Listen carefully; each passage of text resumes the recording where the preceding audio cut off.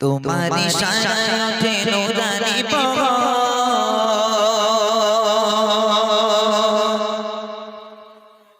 সবার মালিক তুমি করুণার সাগর। তোমারি ইশারায় ওঠে নূরানি পবন, সবার মালিক তুমি করুণার সাগর। তোমারি ইশারায় ওঠে নূরানি পবন, সবার মালিক তুমি করুণার সাগর।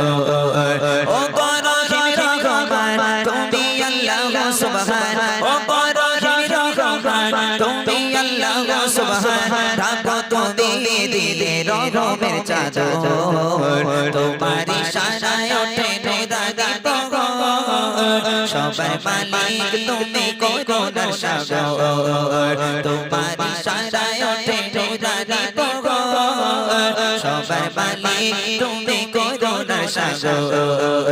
ও রহিম রহমান তুমি আল্লাহ সুবহান, ও রহিম রহমান তুমি আল্লাহ সুবহান। ঢাকো তুমি দিলে রহমের চাদর, তোমারি ইশারায় ওঠে নূরানি পবন, সবার মালিক তুমি করুণার সাগর। তোমারি ইশারায় ওঠে নূরানি পবন, সবার মালিক তুমি করুণার সাগর। আকাশ জমিন প্রভু সবই যে তোমার,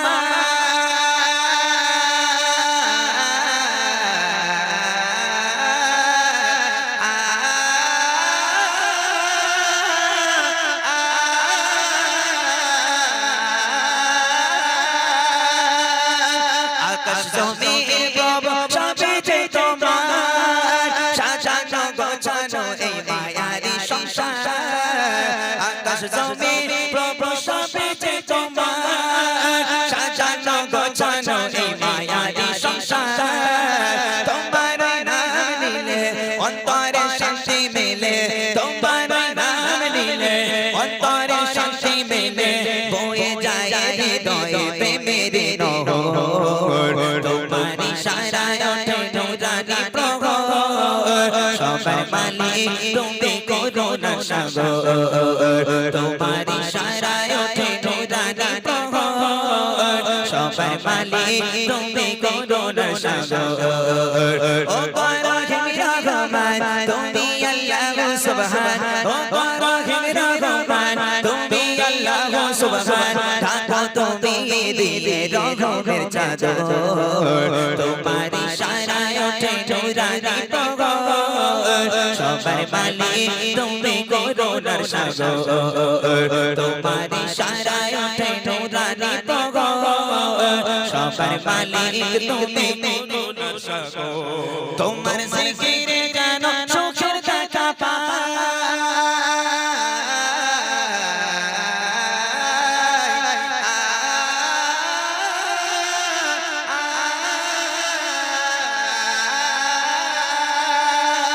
তোমার জিকিরে যেন সুখের দেখা পায়, তোমায় ভাবিলে মনে দুঃখ মুছে যায়।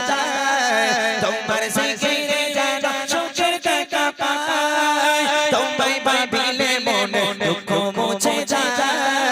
কষ্টের যত ভ্রান্তি সিজদাতে মেলে শান্তি, কষ্টের যত ভ্রান্তি সিজদাতে মেলে শান্তি। ডাকি প্রভু তোমায় হয়ে বিভোর, তোমারি ইশারায় ওঠে নূরানি পবন, সবার মালিক তুমি করুণার সাগর। তোমারি ইশারায় ওঠে নূরানি পবন, সবার মালিক তুমি করুণার সাগর। ও রহিম রহমান তুমি আল্লাহ সুবহান, ও রহিম রহমান তুমি আল্লাহ সুবহান। ঢাকো তুমি দিলে রহমের চাদর, তোমারি ইশারায় ওঠে নূরানি পবন, সবার মালিক তুমি করুণার সাগর। তোমারি ইশারায় ওঠে নূরানি পবন, সবার মালিক তুমি করুণার সাগর। তোমারি ইশারায় ওঠে নূরানি পবন, সবার মালিক তুমি করুণার সাগর। তোমারি ইশারায়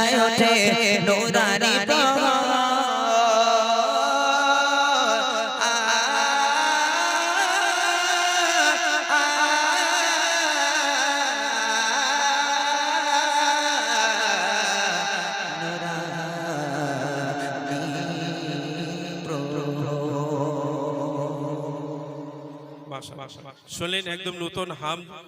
এরপরে ছোট্ট করে কেমন ভালোবাসে নবী আম্মা খাদিজা,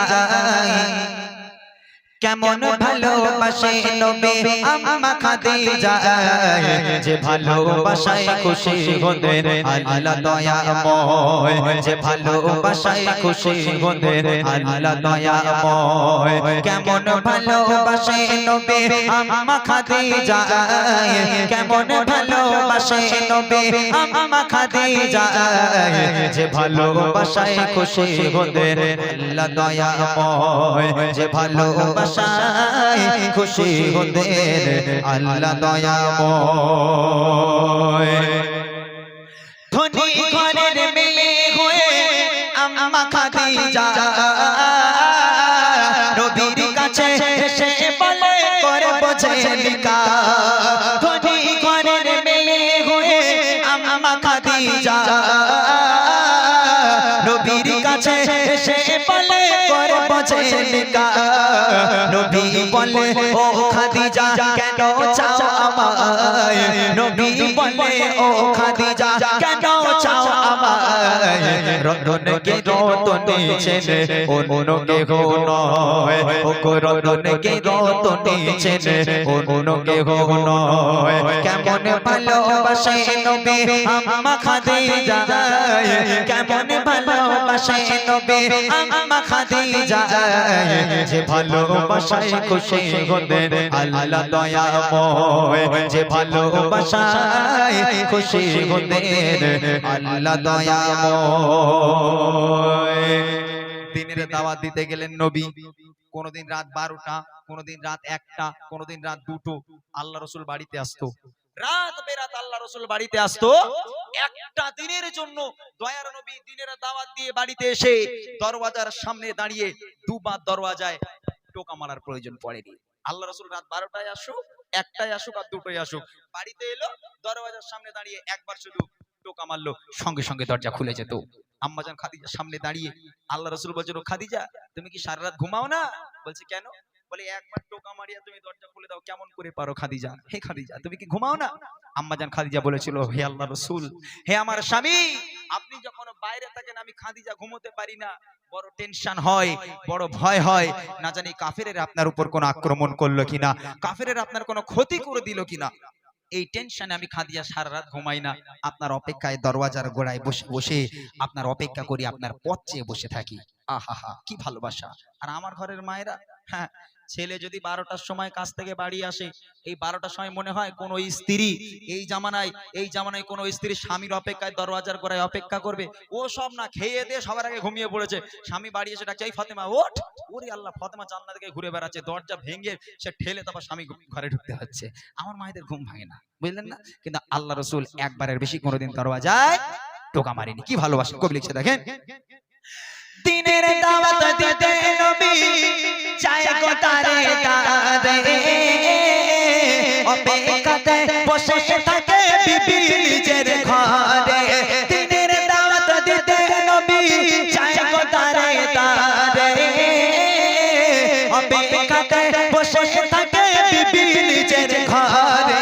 দরজা টোকা দেবার সাথে দরজা খুলে যায়, দরজা টোকা দেবার সাথে দরজা খুলে যায়। বিবি বলে আপনি ছাড়া ঘুম নাহি হয়, ও গো বিবি বলে আপনি ছাড়া ঘুম নাহি হয়। কেমন ভালোবাসে নবী আম্মা খাদিজা, কেমন ভালোবাসে নবী আম্মা খাদিজা, যে ভালোবাসায় খুশি হতেন আল্লাহ দয়াময়, যে ভালোবাসায় খুশি হতেন আল্লাহ দয়াময়। একদিন রাতের বেলা নবী বাড়িতে এলো, দরওয়াজায় টোকা মারলো, দরজা খুলে গেল। আম্মাজান খাদিজা দাঁড়িয়ে আছে, আল্লাহ রাসূল দেখছেন মা খাদিজা দাঁড়িয়ে আছে, আর আম্মাজান খাদিজার জামাটা এখান থেকে এমন ভাবে ছিঁড়ে গেছে, ও জামা সেলাইও করা যাবে না, তাবলিও মারা যাবে না, এমন ভাবে ছেঁড়া। আল্লাহ রাসূল এদিকে হাউমাউ করে কেঁদে উঠেছে। আম্মাজান খাদিজা হতভম্ব হয়ে গেল, আপনি কাঁদছেন কেন? হে আমার স্বামী, আমার দ্বারা কি কোনো বেয়াদবি হলো? আপনি কাঁদছেন কেন? আল্লাহ রাসূল বলেন, ও খাদিজা, তুমি কোন ঘরের মেয়ে খাদিজা? তোমার আব্বাজানের এত সয় সম্পত্তি, এত জায়গা জমি, সোনা দানার মালিক তুমি, আর আজকের আমাকে বিয়ে করে দেখো খাদিজা, তোমার সব শেষ হয়ে গেল। সব সোনা দানা গুলো এনে আমি নবী আমার রাস্তায় তুমি কুরবানি করে দিয়েছো। আজকে তোমার জামাটা দেখো খাদিজা এমন ভাবে ছিঁড়ে গেছে, আমি তোমার স্বামী হয়ে ও জামা সেলাইও করে দিতে পারবো না। ও খাদিজা, আমি তোমাকে ভালো রাখতে পারলাম না। আম্মাজান খাদিজা কাঁদতে কাঁদতে আল্লাহ রসুলকে জড়িয়ে ধরেছে, জড়িয়ে ধরে বলছে, হে আমার স্বামী, আমি কখনো আপনার কাছে থেকে কষ্ট পাইনি, আলহামদুলিল্লাহ আমি খুব ভালো আছি, তবে জীবনে তো কিছু চাইনি, তিনটে জিনিস চাইবো, দেবেন? আল্লাহ রসুল বলছেন, ও খাদিজা তোমার কি চাই বলো। আম্মাজান খাদিজা বলছে, আমার প্রথম নম্বর আবদার, আমি খাদিজা যেদিন ইন্তেকাল হয়ে যাব, আমি খাদিজা যেদিন মারা যাব, ওই দোকান থেকে কাফন কিনে পরালে হবে না, তাহলে আপনার এই পিরান, আপনার এই জুব্বা আমাকে কাফন করে দিতে হবে। দ্বিতীয় নম্বর আবদার, আমি খাদিজা যখন আমাকে কবরে নামানো হবে, আমাকে কবরে নামানোর আগে আপনি নিজে কবরে নামবেন, কবরের চারপাশটা একবার হাঁটবেন, কারণ আমি খাদিজা কবরের আযাবের ভয় পাই। কবর যদি আমাকে আযাব দেয়, পিষে দেয়, আপনার পায়ে ছাপ থাকলে কবর আমাকে আর আযাব দিতে পারবে না।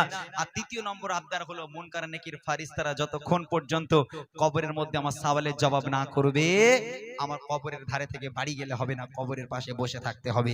এই তিনটা আবদার আপনি আমার রাখবেন। আল্লাহ রাসূল বলছেন, ও খাদিজা, আমি তোমার তিনটে আবদার মেনে নিলাম, তুমি কিচ্ছু চিন্তা করো না, তোমার তিনটে আবদার আমি পূরণ করব। আমার মায়ের এরকম আবদার করেছে কোনোদিন স্বামীর কাছে যে আমি মারা গেলে একটু ভালো করে একটু জিয়ারাত করো, একটু মৌলী সাহেব ইমাম সাহেব দাওয়াত করে খাইও, গ্রামের মুরব্বীগুলোর খাইও? ওইসব না, বলে এই দেখো নবী দিবস এসে গেল, তো দীঘায় একটু যাবে, হ্যাঁ কবে যাবে, একটু একটু ওখানে ঘুরতে যাবো, ওখানে ঘুরতে যাবো, কত রকম আবদার আমার মায়েদের। কিন্তু আম্মাজান খাদিজার আবদার স্বামীর কাছে কি ছিল, কবি লিখছে দেখেন, বিবি বলে ওগো স্বামী, মরণের পরে কবরে শোয়াবেন আমায় জুব্বা কাফন করে, কবরের চারিপাশে ঘুরবেন হেঁটে হেঁটে, কবর যেন নাহি পারে আমায় পিষে দিতে, থাকবে বসে ফারিস্তাদের সওয়ালের সময়, থাকবে বসে ফারিস্তাদের সওয়ালের সময়, কবরের কঠিন আযাব বড়ই ভয়ের হয়, ও কবরের কঠিন আযাব বড়ই ভয়ের হয়। কেমন ভালোবাসে নবী আম্মা খাদিজা, কেমন ভালোবাসে নবী আম্মা খাদিজা, যে ভালোবাসায় খুশি হতেন আল্লাহ দয়াময়, যে ভালোবাসায় খুশি হতেন আল্লাহ দয়াময়। ইন্তেকাল হয়ে গেল, আম্মাজান খাদিজা মারা গেল। প্রথম নম্বর আবদার, এই জুব্বা দিয়ে কাফন পরাতে হবে। আল্লাহ রাসূলের পিরান দিয়ে আম্মাজান খাদিজাকে কাফন পরানো হলো। দ্বিতীয় নম্বর আবদার, কবরে শোয়ানোর আগে আল্লাহ রাসূলকে কবরে নামতে হবে। আল্লাহ রাসূল কবরে নামলো, কবরের চারপাশটা একবার হাঁটলো, হাঁটার পর এবার আম্মাজান খাদিজাকে কবরে শোয়ানো হলো। কবরে শোয়ানোর পর এই মুখটাকে পশ্চিম দিকে রাখতে হয়, কিবলার দিকে করে রাখতে হয় প্রত্যেকটা মানুষের। তো কবরের মধ্যে আম্মাজান খাদিজার মুখটাকে নিয়ে যতবার কিবলার দিকে ঘোরানো হয়, আম্মাজান খাদিজার মুখটা ঘুরে অটোমেটিক আবার আসমানের দিকে হয়ে যায়। আবার একবার চেষ্টা করা হলো, আবার কবরের মধ্যে আম্মাজান খাদিজার মুখটাকে নিয়ে পশ্চিম দিকে ঘোরানোর চেষ্টা করা হলো, আবার অটোমেটিক ঘুরে আসমানের দিকে হয়ে যায়। সাহাবারা পেরেশান, আল্লাহ রাসূলও পেরেশান, মুখ কেন কিবলার দিকে ঘোরে না, কি হয়েছে, খাদিজার মুখ কেন কিবলার দিকে ঘোরে না? তিনবার চেষ্টা করার পর আম্মাজান খাদিজার মুখটা কোন রকম ভাবে যখন কিবলার দিকে ঘোরানো যায় না, আল্লাহ পাক আল্লাহ তাআলা আরশে আজিম থেকে নবীর কাছে খবর পাঠালো, আমার বন্ধু, এ আমার দোস্ত, চিন্তা করবেন না, চিন্তার কোনো কারণ নেই, আমি আল্লাহ চাই না যে খাদিজার মুখটা কিবলার দিকে থাক। কেন? খাদিজা দ্বীন ইসলামের জন্য, কোরআনের জন্য, আমি আল্লাহ আমার জন্য এত কষ্ট করেছে, এত রক্ত ঝরিয়েছে, এত নিজেকে নির্যাতন করেছে আজকের এই দ্বীন ইসলামের জন্য, নিজে এত কুরবানি করেছে, আমি আল্লাহ খাদিজার উপর এত খুশি হয়ে গেলাম। আমি আল্লাহ চাই না খাদিজার মুখটা কিবলার দিকে থাক, আমি আল্লাহ চাই খাদিজার মুখটা আসমানের দিকে থাক, যাতে করে আমি আল্লাহ আরশে মুআল্লায় বসে বসে আমি আমার খাদিজাকে প্রতিনিয়ত দেখতে পারি। একবার জোরে বলুন না সুবহানাল্লাহ। আহা, কি মানুষ, কেমন মহিলা ছিল আম্মাজান খাদিজা, যাকে দেখবে বলে আল্লাহ স্বয়ং নিজে মুখটাকে কবরের মধ্যে আসমানের দিকে করে নিল। আল্লাহ বলছে, এই খাদিজাকে আমি এত ভালোবাসি, আমি আল্লাহ আরশে মুআল্লায় বসে বসে এই খাদিজাকে প্রতিনিয়ত দেখবো, ওর মুখটাকে কিবলার দিকে ঘোরাস না, ওর মুখটাকে আমার দিকে করে রাখ। আহা, এই হলো সেই খাদিজা। শেষ কথা কবি লিখছে, যত সবাই খাদিজাকে কিবলাতে মুখ করে, ততবারে আসমানের ওই দিকে যায় যে ঘোরে,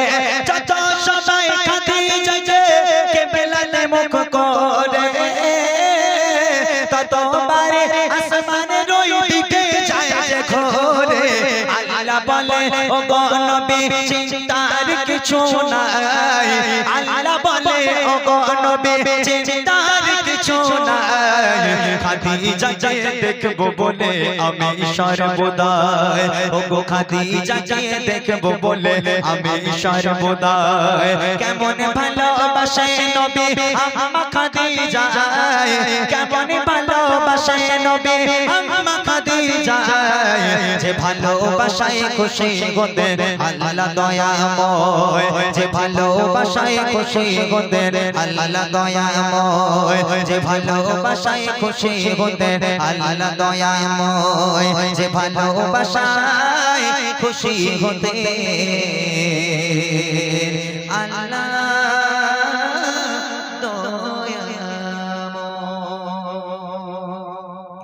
মাশাআল্লাহ শুনলেন